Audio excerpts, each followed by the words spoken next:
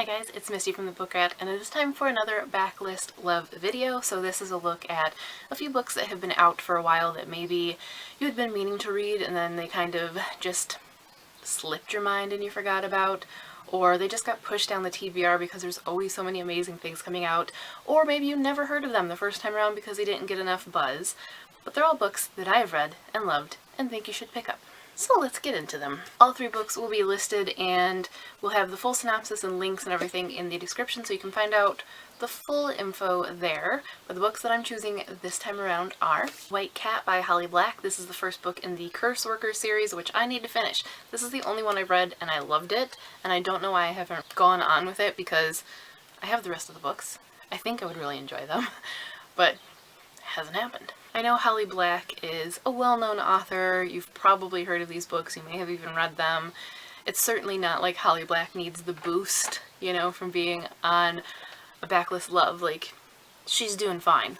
But I feel like not enough people talked about or still talk about this series and this book, and I really liked it. I liked the premise, I liked the characters, I like how things played out, and I'm eager to see where the rest of it goes, so boost for you who haven't read it, and boost to me to finish reading the rest.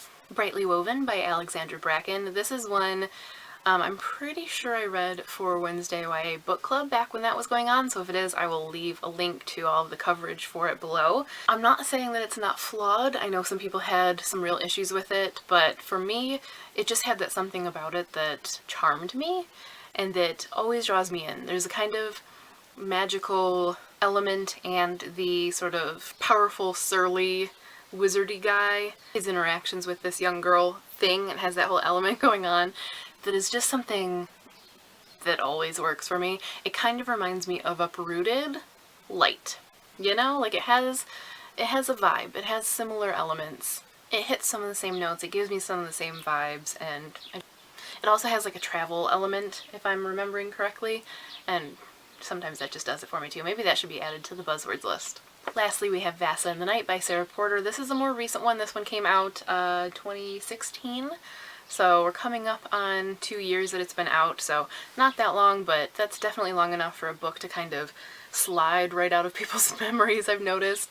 We move through things very quickly in the book vlogging and blogging world, which is a shame, but I know that happens to readers in the real world too. Stores move on. They don't have the shelf space to keep everything. So if you missed it or have forgotten about it, it won't necessarily be around to remind you. So this is your reminder. This is a retelling of Baba Yaga that is dark. It's dark and weird. So dark and weird. I think I just repeated that over and over in my review, and I'm repeating it now. It totally is. But if that's your thing, like it's my thing, you can't go wrong. It just has that something, that dark weird something, and I kind of loved it. Those are 3 books to maybe put on your to-read shelf. Pick them up. Let me know what you think. If you read them or have read them, let me know in the comments. If you have your own titles to share, please do so. But until next time, that's all for this Backlist Love. Thanks for watching and happy reading.